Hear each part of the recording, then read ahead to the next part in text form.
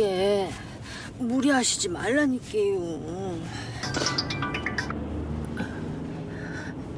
지가 좀 이따 전화할 테니까 좀 기다려요. 빚쟁이야? 끊어요. 빚이 얼마야? 말해. 내가 갚아줄 테니까.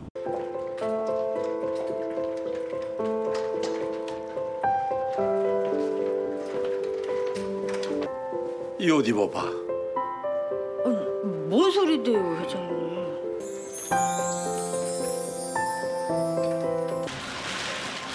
안녕하십니까. 대상펄프 부회장 박지영이라고 합니다. 재벌 회장의 간병인으로 들어가 회장의 아내이자 그룹의 부회장 자리까지 꿰찬 여성. 드라마 속에 이런 일이 현실에서도 일어날 수 있을까요? 자수성가해 제법 건실한 중소기업을 일군 권 씨. 10년 전 아내와 사별하고 건강이 급격하게 나빠지면서 남은 일생을 병원을 오가며 보내게 됐습니다. 그러던 중 우연히 전직 간호사였다는 한 여성을 알게 됐는데요.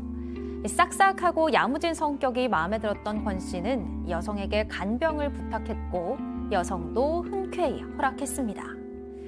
여성은 간병인 역할 이상으로 권 씨를 살뜰히 챙겼고 그런 여성을 권 씨는 많이 의지하게 됐습니다. 하지만 권 씨의 건강은 나날이 나빠져만 갔고 급기야 치매 증세까지 보이기 시작했습니다. 그런데 헌신적인 간병인인 줄 알았던 여성, 치매로 판단 능력을 잃은 권 씨 몰래 혼인 신고를 한 뒤 변호사를 대동해 유언장을 작성하게 하고 권 씨 명의의 부동산까지 팔아치우는 대담한 일을 벌입니다. 뒤늦게 이 사실을 알게 된 권 씨의 자녀들, 혼인 무효는 물론 빼앗긴 재산을 되찾을 수 있을까요?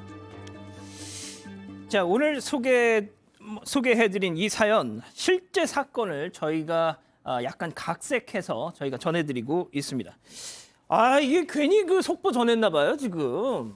지금 우리 가족 여러분들이 좀 많이 나가셨어요, 이런. 빨리빨리 좀 들어와 주십시오. 다시 시작합니다. 자, 김 아나운서. 이게 되게 간병인 여성이 말이죠. 혹시 재산을 노리고 일부러 접근한 건가요? 그렇게 생각할 수도 있는데 그건 아니고요. 다만 권 씨가 병원에 올 때 고급 승용차를 타고 또 운전기사까지 대동한 걸 보고 꽤 부자일 거다 이런 생각은 했는데요. 혼자 아이를 키우면서 간호사로 일하는 게 힘들어서 간병인 자리를 구하던 중에 재력가의 간병인으로 들어가면 돈을 좀 더 많이 벌 수 있지 않을까 하는 생각을 했다는 겁니다. 그런데 예상했던 것보다 권 씨가 훨씬 더 큰 부자라는 사실을 알게 됐고 그 후에 욕심이 생긴 겁니다. 혼인신고부터 유언장 작성, 부동산 처분까지 아주 일사천리로 진행됐는데 이걸 어떻게 좀 되돌릴 방법이 있을까요? 자, 이 권 씨가 생각보다 더 큰 부자였다고 하는데 뭐 얼마나 부자였습니까? 네, 어린 시절부터 고철을 좀 팔아서 생활비를 만들었다고 해요. 어린 시절에는 고철. 굉장히 가난했는데 고철을 만지는 능력이 좀 좋아서 나중에 이제 가전제품 부품 같은 것도 만들고 나중에는 자동차 부품 전문점을 만들었습니다. 그래서 연매출 1천억 원이 넘는 전형적인 자수성가 남성이라고 합니다.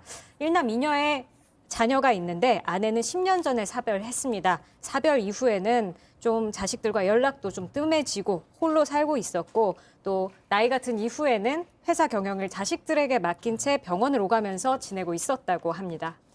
박 변호사님, 진짜 이 감정의 호소가 최고인 것 같습니다. 이양숙님, 백윤숙님, TV 보다가 제가 들어와 주세요 하니까 지금 유튜브로 들어오셨다고. 예. 봐주세요. 자, 이 간병인 여성, 이 간호사가 맞는 겁니까? 간호사는 맞아요. 또 잘 나가던 또 아주 유능한 간호사였던 걸로 보이는데 이혼을 하면서 초등학생 딸하고 어머니하고 같이 생활을 했다라고 합니다. 본인도 이제 좀 나중에 뭐 간병 같은 거 좀 이런 거 생각은 있었는 것 같은데 지금 좀 전에 얘기했던 것처럼 차를 딱 보니까 좀 좋은 차다. 또 잘 살 것 같다. 뭐 생각보다는 나중에 알고 더 잘 살게 됐는데 그 사람이 간병인이 필요하다는 얘기를 듣고 본인이 간호사보다는 간병인 하는 게 좀 더 편할 거라고 생각을 하면서 본인을 소개한 거예요. 아하. 딴 데 하지 말고 내 하면 어떻겠노. 아. 그렇게 본인이 그것을 하게 된 겁니다. 혹시 저분 경상도 분이었나요? 내가 하면 어떻겠니? 이렇게 했겠죠. 네. 반말했습니까? 어떻게 했습니까? 라고 예, 했겠죠. 그렇군요. 네. 아니 근데 실제로 간병인 일을 하긴 한 겁니까? 정말 열심히 했는 것 같아요. 저도 저 판례를 제가 읽어서 아는데 예. 굉장히 이제 간병인으로서의 어떤 그 뭐라 그러죠? 그 평가는 그 남성의 입장에서 굉장히 높았어요. 특히 아까 말씀드렸다시피 그 간호사 역할을 했기 때문에 이 남성의 필요한 모든 일을 다 해준 부분은 맞는데 사실 이제 그 이상의 감정이 이제 싹트기 시작했는 거죠. 중간에 보면 회사 경영을 이제 물려주고 난 다음에 자식들과 자주 이렇게 자주 만나지도 않는 상황에서 뭐 외로운 상황에서 간병인이 이렇게까지 그 남자의 마음을 잘 어루만져 주니까 굉장히 급격하게 친해진 듯하게 보였습니다. 그렇군요. 자, 교수님. 그러면 이 여성이 언제서부터 이렇게 나쁜 마음을 먹기 시작한 걸까요? 처음부터 나쁜 마음을 먹은 건 아니고요. 사실은 이제 그 시점이 상당히 중요한데 일단 이제 그 같이 있는 시간이 상당히 길어지니까 옆에서 자연스럽게 사적인 일을 많이 이제 돌봐주게 된 거죠.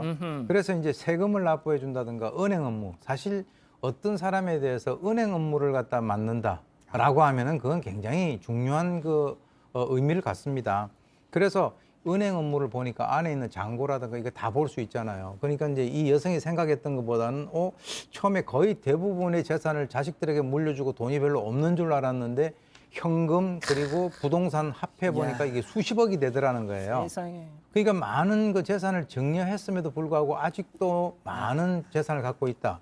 그런데 언제부터 이제 결정적으로 이렇게 그 일을 꾸몄냐면 재산에 대해서 알기 시작을 했을 때 어느 날 이분이 세금 좀 납부해 주세요라고 부탁을 했는데 그 다음날 똑같은 말을 또 하더라는 거예요. 아하, 이런. 이건 정말 또 이 사람의 예. 그 어떤 그 범죄 동기가 발동하게 된 시점이 바로 그 시점이니까 지금 내가 모시고 있는 이분이 기억이 점점점 사라지고 있는데 이분이 돈이 많다? 그 다음 단계가 뭐겠습니까? 그래서 혼인 신고를 해버린 거군요. 네, 권 씨의 도장을 가지고 있었기 때문에 여성 혼자 구청에 가서 혼인 신고도 하고 결국에 아이고. 전입 신고까지 했다고 합니다. 그다음에 원래는 유언장에 법정 상속분에 따라서 상속한다 정도가 있었는데 이 혼인 신고를 마친 이후에 법정 아내인 자신과 또 자기 딸까지 권 씨 재산에 상속자로 이름을 올리고 기여도가 높은 아내에게 더 많은 재산이 상속될 수 있도록 변호사를 대동해서 유언장을 수정을 합니다. 그리고 공증까지 마쳤다고 합니다. 자, 그런데 승 의원님, 사람의 욕심은 끝이 없는 법이죠. 상속받을 날까지 기다리질 못하고 더 큰 욕심을 부렸잖아요. 사실 이게 그 과정에서 이 여성이 이 남성의 재산을 한 40억 가까운 재산을 다 처분해서 넘겨버립니다. 그러니까 저는 제일 처음에 이 사건을 읽었을 때 정말 좋아하는 사람이고 사랑하는 사이겠구나라고 생각했는데 이 여성 아까 우리 교수님 말씀 주신 바와 같이 세금 한 번 더 내라는 그 말에 나 이 사람 재산을 충분히 내가 핀치할 수 있겠구나. 그리고 이 사람과 결혼하면 이 사람의 결혼 후에 사망했을 때 상속 지분을 받을 수 있구나. 상속 지분에 플러스 알파 유언을 하면 더 많은 걸 받을 수 있겠구나. 기다리기 힘들어서 40억 재산까지 매매했던 상황입니다. 자, 그러면 진짜 이 여성 말이죠. 혼인 신고에 대해서 뭐라고 얘기를 하고 있습니까 지금? 자기가 혼인신고를 갖다가 하려고 한 게 아니다. 그럼요. 바로 그 당사자가 정식으로 혼인을 해서 내 옆에서 내가 죽을 때까지 좀 돌봐달라라고 해서 할 수 없이 그 거절을 할 수 없어서 혼인신고를 한 거다. 아하. 이렇게 이제 얘기를 합니다.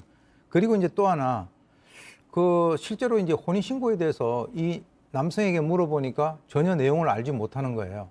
그래서 자기는 혼인신고를 할 때는 이분이 치매에 있지 않았었다. 이렇게 얘기를 하면서 이후에 기억을 잃었다라고 얘기를 하는데 부동산 처분도 그분이 시켜서 했고 돈도 자기가 죽을 때까지 간병을 해주는 그런 조건으로 한 것이다. 이렇게 얘기를 했는데요. 병원 진료 기록을 확인을 하니까 이것이 반전이 됩니다. 혼인신고 당시에 이미 치매가 진행이 됐고 그때 당시가 경증이 아니라 중증 치매 단계다. 그러니까 결론적으로 치매 환자임을 이미 사전에 인지를 하고 난 이후에 금전적 이득을 취하려고 한 것이 명백하게 드러났습니다. 아, 그렇군요. 자, 그러면 이쯤에서 별별 상담소 오늘의 궁금증 짚어보죠. 치매를 악용해 위장 결혼 후 재산 편취. 이거 혼인 무효화할 수 있나요, 박 변호사님? 네, 자, 혼인을 처음부터 없던 걸로 보는 게 두 가지예요. 무효가 있고 취소가 있습니다. 취소는 하자가 무효보단 크지 않는 거고 예. 무효 같은 경우는 뭐 혼인 연령이 안 되는 데 했을 때 가장 지금 많은 내용 중에 뭐냐면 혼인할 의사가 없는데 누가 함부로 혼인 신고하거나 법적인 혼인을 하는 경우가 되고요. 이 사례가 거기에 해당할 가능성이 높아 보입니다.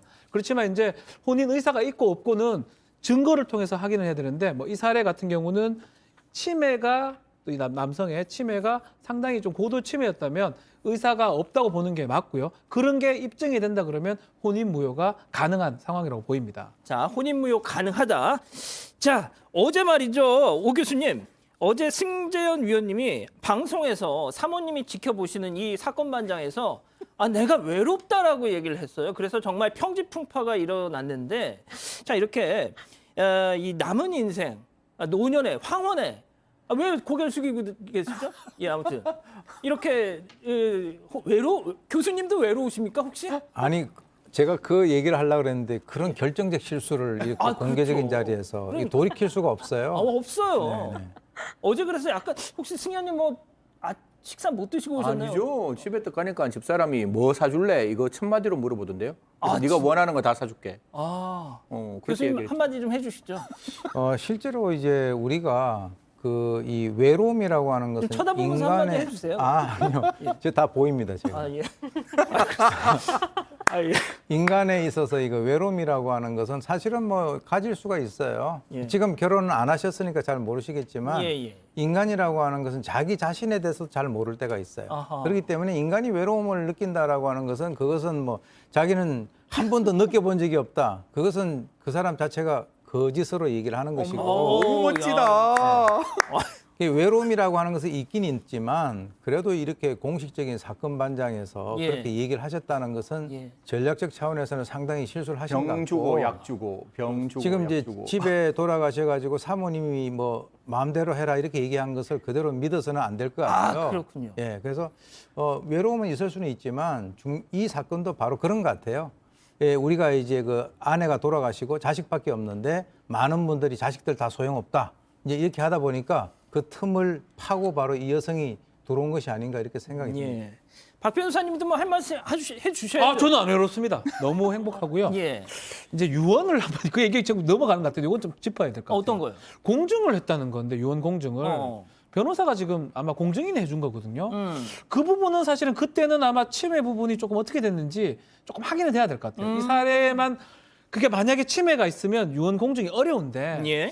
그 부분은 제가 좀 해소가 안 되는 부분 같아서 어허. 유언장을 새로 쓰거나 이런 부분은 또 다른 또 문제가 될 것 같고요. 또 이건 지금 현재 나온 상황만 그 증거를 토대로 말씀드리는 거니까 예. 뭐 다른 부분이 있으면 또 달리 볼 여지도 있다라는 말씀까지 드리겠습니다. 알겠습니다. 정리를 좀 해드리면 지금 기혼 남성 3분 중에 승현님만 외롭고 나머지 2분은 외롭지 않다. 너무 행복합니다. 예. 말도 알겠습니다. 못하게.